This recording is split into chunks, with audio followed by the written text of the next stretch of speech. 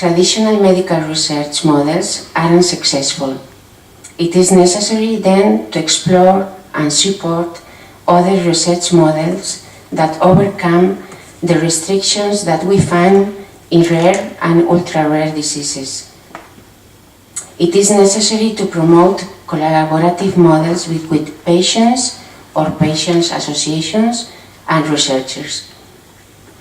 Then, research on rare diseases or ultra-rare diseases should be different from research on common diseases.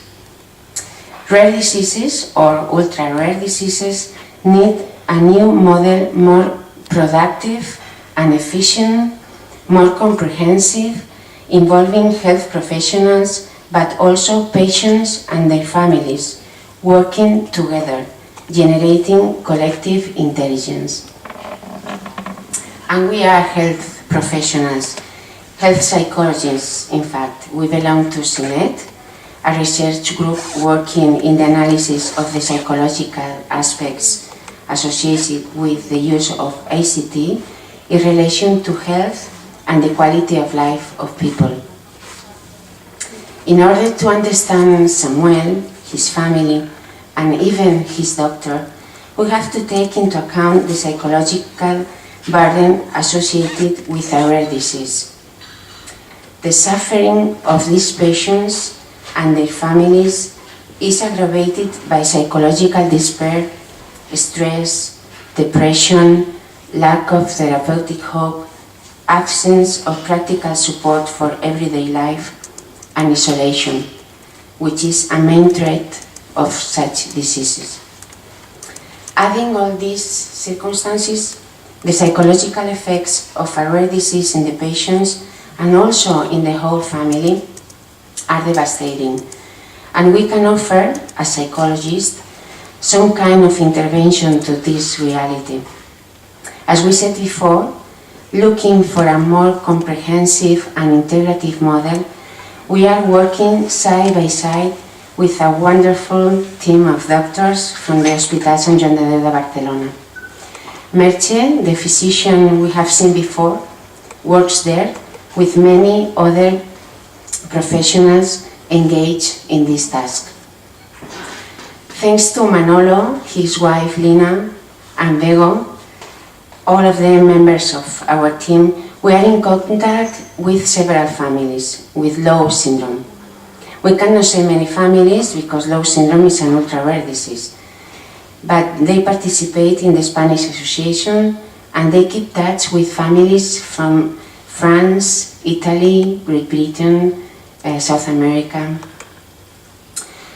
Finally, patients, hospital physicians and members of CINET are led by the Center for Biomedical Network Research on Rare Diseases, CIBERER. This center is providing support to establish this conceptual model for research on rare diseases, and its influence and position is helping us a lot. We work together, fortunately. Patients, doctors, and researchers are stronger together. Through this alliance, this collaboration, we are promoting the biopsychomedical research in ultra-rare diseases. We are building a conceptual framework, and we are working in the creation of a virtual platform that could be useful for exposing the hidden knowledge from those patients. Although we are working in one disease, the Lowe syndrome, the novelty of our project is the design of a conceptual framework and a modular environment that will allow us to apply the same methodology to different diseases. From the needs of researchers and patients, we set 4 main objectives: improving medical scientific knowledge of rare diseases, intervening on the psychological well-being of patients and caregivers, promoting dissemination and awareness about rare diseases, especially through internet, but also empowering patients, and promoting sustainability of research projects on rare diseases, collaborating with patients and taking profit of all their potential. To do this, we start from some statements. Our first statement is that in the context of the net society, the role of patients is changing from a passive to an active one. A patient with good informational skills, interest, and positive attitude to cope with his disease and to find solutions for him and his family. These patients are called e-patients, and people suffering a rare disease or their caregivers are the best expression of them. We have to take into account what is the profile of a caregiver of a patient with a rare disease. Usually a person in his 30s or 40s with a high emotional implication and dealing very often with the fact of having a child with a chronic condition. Then it's easy to understand why they are one of the most active groups in internet, sharing information about daily living with the disease or about new treatments for it, sharing experiences and emotions. Those patients and relatives are increasingly empowered. Our second statement is that there are quality resources to help clinicians and researchers to better understand rare diseases like Orphanet or Eurodis social network. However, there are no ways to take profit of the e-patient's potential in the biomedical research in different dimensions. Fundraising, providing technical collaboration through micro-volunteering, and helping directly medical research through their knowledge about the disease. Different authors and associations have emphasized the fact that patients really should be full and equal partners, developers and founders of research in rare diseases. This will benefit research itself, but also will have a positive psychological effect on patients and caregivers, improving self-management of the disease, empowerment, perceived social support, adherence, and so on.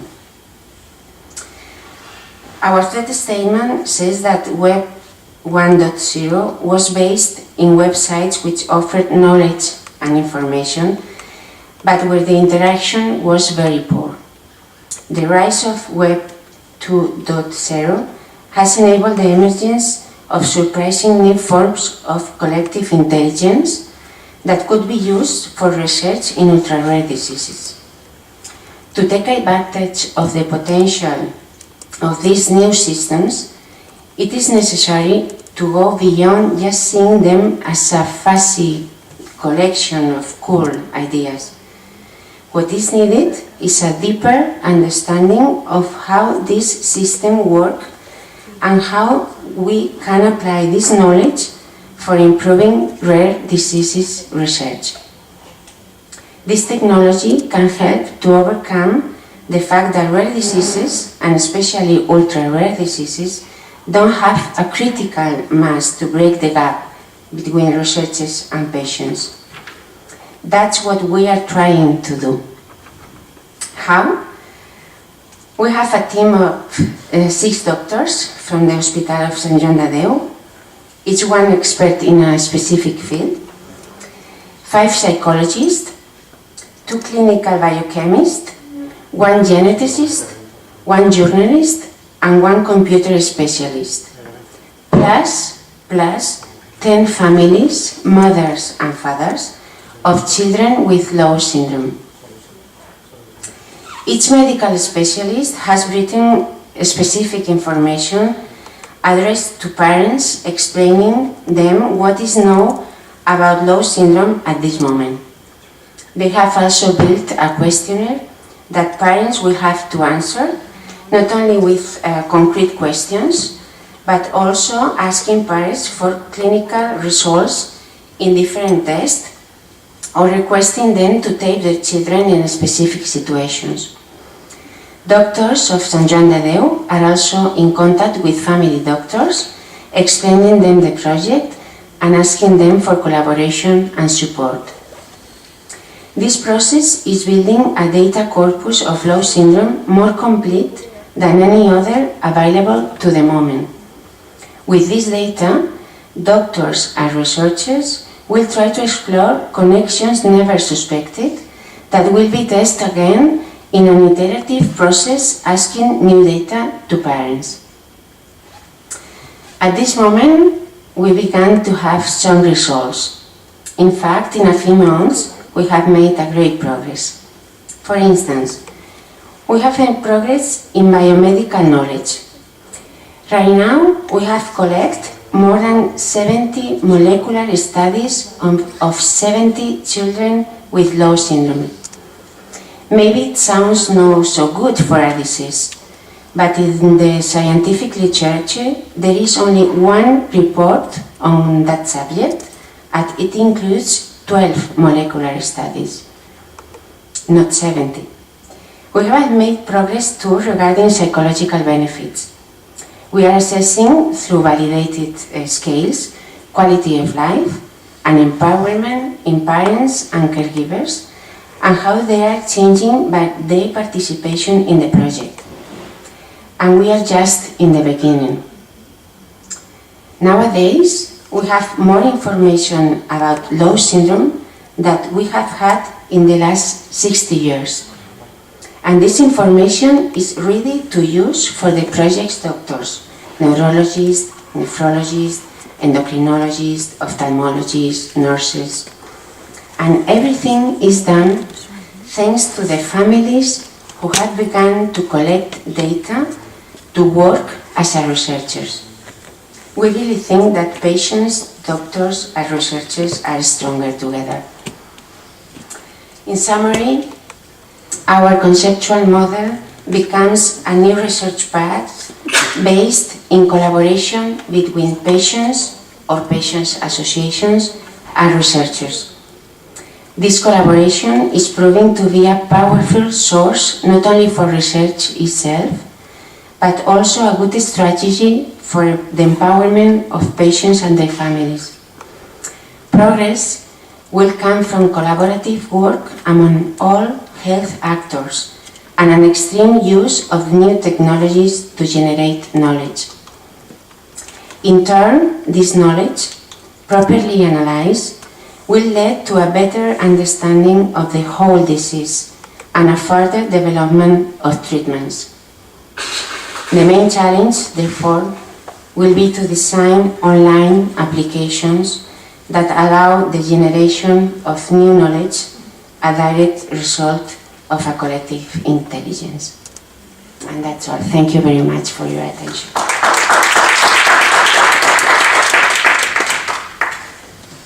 Thank you, Beni and Modesta. There's any question on the floor?